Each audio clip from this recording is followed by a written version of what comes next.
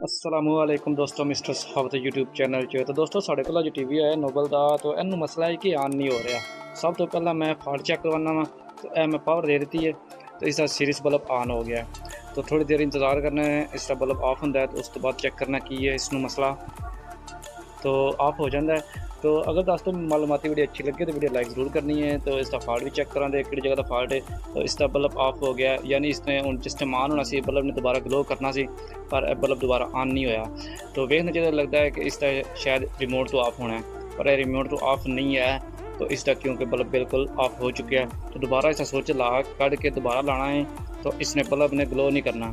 अगर रिमोट का इशू होवे तो बल्ब दोबारा ग्लो करता है। तो दोबारा इसने ग्लो नहीं किया, यानी इसनू फॉल्ट है। सप्लाई दे जा रही है पर अगे फॉल्ट आ रहा है। तो इसनू खोलने तो चेक करने कि आया कि जगह का फॉल्ट है, कि मसला आ रहा है। तो वीडियो बने रहने। तो इसमें जल्दी जल्दी खोल लेने, खोल के चेक करने कि जगह का फॉल्ट है। तो जी दोस्तों इस तक कवर लै चुके हैं। तो यह किट कंडीशन है तो दोस्तों नज़र आ रही है। तो फिलहाल असी इसमें करने अच्छे तरीके ना साफ करके तो फिर वेखा दे कि मसला कि आया कि जंग की वजह तो कोई ख़राब होया कि वैसे कोई और इशू आ रहा है। तो इसमें अच्छे तरीके कर लेने साफ। तो साफ करके तो फिर वेखने क्योंकि वेखने के फिलहाल कोई कैपेसिटर वगैरह भी नहीं खुलिया है, जो अहम कैपेसिटर है वो भी कोई नहीं ख़राब है। तो इसमें ना अच्छे तरीके कर लें साफ। अच्छा दोस्तों किट हो चुकी है जी अच्छे तरीके साफ। तो इन अच्छे तरीके कर दिता साफ। तो इसकी कंडीशन आ रही है। तो फिलहाल किट काफ़ी फ्रैश है, एडी खास ख़राब नहीं है। तो हूँ असी इसनू पावर देने तो चेक करने कि फॉल्ट है। इसकी बैक साइड है तो दोस्तों नज़र आ रही है बिल्कुल ना ठीक है।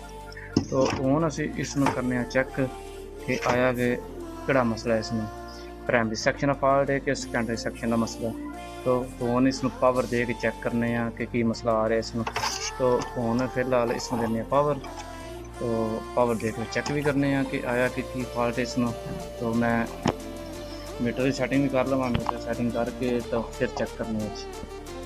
तो जी मैं ग्राउंड पॉइंट ला लिया, मीटर ग्राउंड पॉइंट है। तो मीटर में मैं DC 200 कर दिता। तो पावर देने इसमें। तो दोस्तों मैं पावर दे दी है। तो हम चेक करने इसी सप्लाई कि कितनी सप्लाई आ रही है। तो सब तो पहला 110 वोल्ट सप्लाई चेक कर लें। 110 वोल्ट को 108 वोल्ट सप्लाई आ रही है, ठीक आ रही है सप्लाई 108 वोल्ट। उसके बाद अगली सप्लाई चेक कर लें। तो 11 वोल्ट सप्लाई है, ये भी ठीक है। अगली सप्लाई भी ठीक आ रही है, सप्लाई फिलहाल ठीक आ रही है। तो चैनल को सप्लाई देखने चेक करने 5 वोल्ट सप्लाई तो आ रही है, ठीक है। 5 वोल्ट सप्लाई भी आई, यानी टीवी ऑन है। 5 वोल्ट सप्लाई इस जगह पर आ रही है, टीवी ऑन है। तो इस 9 वोल्ट सप्लाई चेक कर लेते हैं। तो 9 वोल्ट सप्लाई भी ठीक आ रही है, सप्लाई आ रही है, ठीक है। सप्लाई आ रही है। इस पॉइंट चेक किया जी, तो इस पॉइंट से सप्लाई भी 9 वोल्ट आ रही है। उस तो बाद ये ऑन क्यों नहीं हो रहा तो चेक करने। तो इसकी सप्लाई कि चेक करनी है। आ रही है 106 वोल्ट सप्लाई, ठीक हो गया। 106 वोल्ट सप्लाई आ रही है। यह सप्लाई ए जा रही है। इस पॉइंट से देख ली सप्लाई, यानी एक ट्रांजिस्टर लग गया है ला। तो इससे सप्लाई नहीं आ रही, यानी कि ए सप्लाई जा रही है इस पॉइंट तो इतने सप्लाई आ रही है, ठीक है आ रही सप्लाई।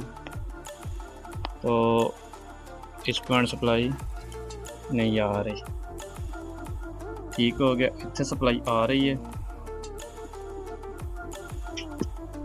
तो फॉल्ट इस जगह पे आ गया। तो इस जगह फॉल्ट आ गया जी। 106 वोल्ट एस पॉइंट सप्लाई आ रही है पर एस पॉइंट सप्लाई नहीं है, यानी साड़ा ए सिस्टम काम ही को नहीं कर रहा है।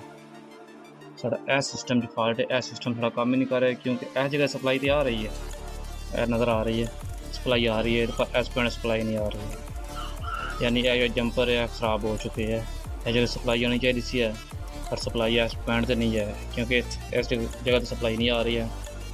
तो वेखना दूसरी साइड लो कि मसला है इसमें कि इस जगह पे सप्लाई किधर गई है।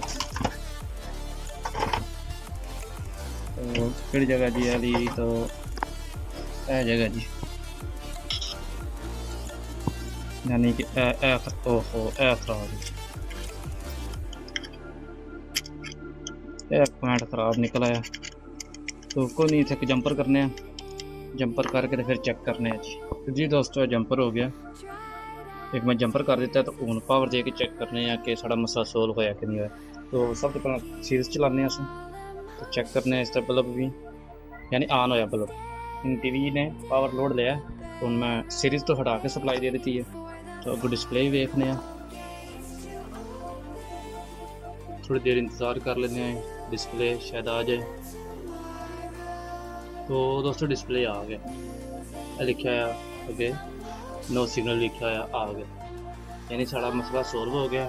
सिर्फ साढ़े ऐसे एक पॉइंट का ही इशू आया, तो ऐसे एक पॉइंट का इशू आया, तो जड़ा मसला थोड़ा निकलिया है। तो फॉल्ट जंग की वजह तो एक साड़ी जरा जंपर से खराब हो चुका सी, तो सिर्फ एक जंपर ही किया है, तो मसला साड़ा सोल्व हो गया। उम्मीद है कि मालूमाती वीडियो अच्छी लगी। अगर वीडियो अच्छी लगी वीडियो करें लाइक, चैनल दोस्तों नवे चैनल का सब्सक्राइब। मिलने अगली वीडियो में कोई और पार्ट लैके। खुदा हाफिज़।